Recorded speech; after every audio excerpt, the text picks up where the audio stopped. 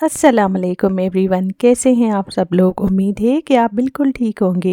कौन कौन सी चीज़ों का ज़्यादा से ज़्यादा इस्तेमाल करने से हम थायराइड जैसी बीमारी से बच सकते हैं और कौन सी चीज़ों का ज़्यादा से ज़्यादा हमें इनटेक करना चाहिए, आज हम इस पे बात करेंगे। थायराइड एक छोटा सा गुदूद है या ग्लैंड है जो हमारी गर्दन के सामने हिस्से में वाक़ होता है और उसकी शक्ल तितली या बटरफ्लाई जैसी होती है।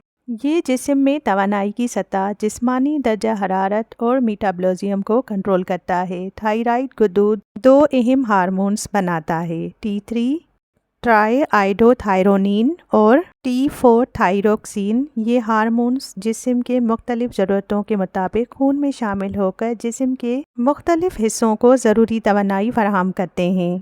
थायराइड के मसले अमूमन दो किस्म के होते हैं। हाइपोथायरॉयडिज्म, इसमें थायराइड हार्मोन्स की पैदावार कम हो जाती है। अलामात वज़न में इजाफा, थकन, नींद में कमी, डिप्रेशन, जिल्द की खुश्की और सर्दी बर्दाश्त करने में दुश्वारी। नंबर 2, हाइपरथायरॉयडिज्म, इसमें थायराइड हार्मोन्स की पैदावार बढ़ जाती है। अलामात दिल की धड़कनें तेज़, वज़न में कमी, हाथों में कपकपाहट, बेचैनी, नींद में कमी और जिस्मानी हरारत में इजाफा।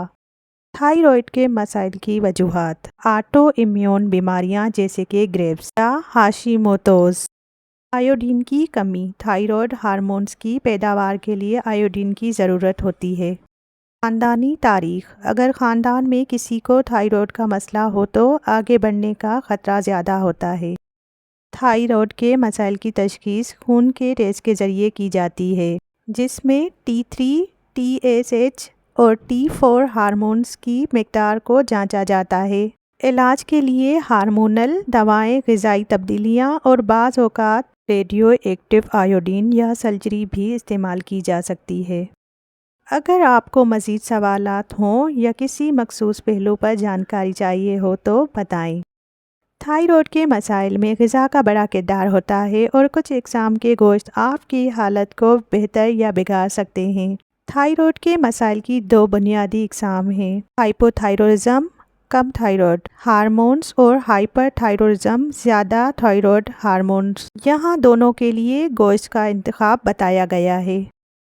हाइपोथायरॉयडिज्म में खाने के लिए तजवीज़ करदा गोश्त, मछली ख़ास तौर पर सालिम, टूना और सार्डन वगैरह में ओमेगा 3 और सेलेनियम होता है जो थायराइड के लिए मुफीद है।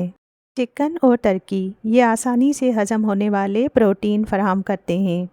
रेड मीट जैसे गाय या बकरे का गोश्त ज़्यादा मिक़दार में खाना नुकसानदेह हो सकता है क्योंकि इसमें चिकनाई ज़्यादा होती है। प्रोस्टेड गोश्त जैसे सॉसेज और हीम, क्योंकि इनमें सल्फाइड्स और दीगर इजाफी चीज़ें होती हैं जो थायराइड को नुकसान पहुंचा सकती हैं। हाइपरथायरॉयडिज्म में खाने के लिए तजवीज़ करदा गोश्त, मुर्गी, बकरी का गोश्त, ये प्रोटीन का अच्छा ज़रिया है और थायराइड हार्मोन्स को ज़्यादा बढ़ाते नहीं हैं। परहेज़, मछली और समंदरी ग़िज़ाएँ, इसमें आयोडीन की मिक़दार ज़्यादा होती है जो हाइपरथायरॉयडिज्म के मरीज़ों के लिए नुकसानदेह हो सकती है। रोस्टेड मीट, सॉसेज, हीम और बेकन वगैरह से परहेज़ करें। याद रखें कि हर शख्स का जिस्म मुख्तलिफ होता है, इसलिए ग़िज़ाई माहिर या डॉक्टर से मशवरा करना बेहतर है। थायराइड के मसाइल में कुछ फल ऐसे हैं जो फ़ायदेमंद साबित हो सकते हैं और कुछ ऐसे हैं जिनसे परहेज़ करना बेहतर है। आएँ उन पर एक नज़र डालते हैं। थायराइड के लिए मुफीद फल, बेरीज़, स्ट्रॉबेरी, ब्लूबेरी, रसबेरी, इनमें एंटीऑक्सीडेंट होते हैं जो थायराइड के लिए मुफीद हैं। सेब में फ़ाइबर ज़्यादा होता है जो जिस्म से जहरीले मादों को खारिज करने में मदद देता है। केला, इसमें मैग्नीशियम होता है जो थायराइड फंक्शन को बेहतर बनाने में मदद कर सकता है। आड़ू और नाशपाती, इनमें आयोडीन की मिक़दार होती है जो थायराइड हार्मोन्स के तवाज़ुन में मदद देती है। अनार के एंटीऑक्सीडेंट और वाइटामिन्स थायराइड की सेहत को बेहतर बनाते हैं। आड़ू और स्ट्रॉबेरी ज़्यादा मिक़दार में अगरचे ये मुफीद हैं, मगर ज़्यादा मिक़दार में इस्तेमाल करने से थायराइड के मसले बढ़ सकते हैं। थायराइड की सेहत के लिए कुछ सब्ज़ियां मुफीद हैं जबकि कुछ ऐसी भी हैं जो थायराइड के मसाइल को बढ़ा सकती हैं, ख़ास तौर पर उन लोगों के लिए जो हाइपोथायरॉयडिज्म थायराइड की कमी में मुब्तला हैं।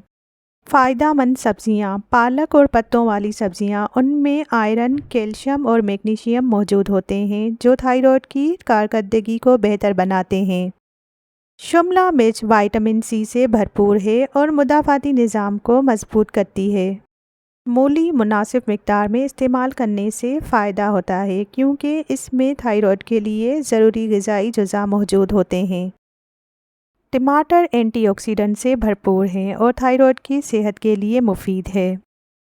کچھ سبزیاں، خاص طور پر گوئٹروجنس والی سبزیاں، تھائرائیڈ کے کام میں مداخلت کر سکتی ہیں، اگرچہ ان کا استعمال مسئلہ نہیں بنتا، مگر زیادہ مقدار میں ان کا استعمال ہائپو تھائرائڈزم والے افرادوں کے لیے مسئلہ پیدا کر سکتا ہے۔ بروکلی، گوبھی، شلجم، ان میں گوئٹروجنس ہوتے ہیں جو تھائرائیڈ کے ہارمونز کو بننے میں رکاوٹ پیدا کر سکتے ہیں۔ بند گوبھی: زیادہ مقدار میں بند گوبھی کا استعمال ہائپو تھائرائڈزم میں کمی کا باعث بن سکتا ہے۔ سویا پروڈکٹس بھی تھائرائیڈ ہارمونز کے لیے رکاوٹ بن سکتے ہیں، خاص طور پہ اگر زیادہ مقدار میں استعمال ہوں۔ تھائرائیڈ کے مریضوں کو یہ سبزیاں اعتدال میں استعمال کرنی چاہیے اور متوازن غذا میں دیگر غذائی اجزاء بھی شامل کرنے چاہیے۔ تھائرائیڈ کی بیماری میں کچھ خشک میوہ جات ڈرائی فروٹ ایسے ہیں جو فائدہ مند ثابت ہو سکتے ہیں، جبکہ کچھ سے پرہیز کرنا چاہیے۔ فائدہ مند ڈرائی فروٹ: اخروٹ میں اومیگا 3 فیٹی ایسڈ ہوتے ہیں جو تھائرائیڈ کی سوجن کو کم کر سکتے ہیں۔ بادام میں میگنیشیم، سیلینیم اور وٹامن اے موجود ہوتا ہے جو تھائرائیڈ گلینڈ کی صحت کو بہتر بناتا ہے۔ کدو کے بیج: ان میں زنک پایا جاتا ہے جو تھائرائیڈ ہارمون کی پیداوار کو سپورٹ کرتا ہے۔ کاجو میں کاپر ہوتا ہے جو تھائرائیڈ گلینڈ کی صحت کے لیے اہم ہے۔ پرہیز والے ڈرائی فروٹس: مونگ پھلی، اس میں گوئٹروجنس ہوتے ہیں جو تھائرائیڈ ہارمونز کی کارکردگی کو متاثر کر سکتے ہیں، خاص طور پر اگر تھائرائیڈ کمزور ہو۔ تھائرائیڈ کی بیماری میں کسی بھی غذا کے بارے میں فیصلہ لینے سے پہلے اپنے ڈاکٹر سے مشورہ ضرور کریں۔ مناسب مقدار میں اور مختلف قسم کے ڈرائی فروٹس کا استعمال کریں تاکہ جسم کو ضروری غذائیت مل سکے۔ سردیوں میں تھائرائیڈ کے مریضوں کو خاص احتیاط کی ضرورت ہوتی ہے کیونکہ سردی کے موسم میں تھائرائیڈ کے مسائل بڑھ سکتے ہیں۔ یہاں کچھ احتیاطی تدابیر ہیں۔ حرارت برقرار رکھیں: سردی میں جسم کو گرم رکھنے کی کوشش کریں، خاص طور پر گردن اور گلے کو گرم رکھیں تاکہ تھائرائیڈ پر سردی کا اثر نہ پڑے۔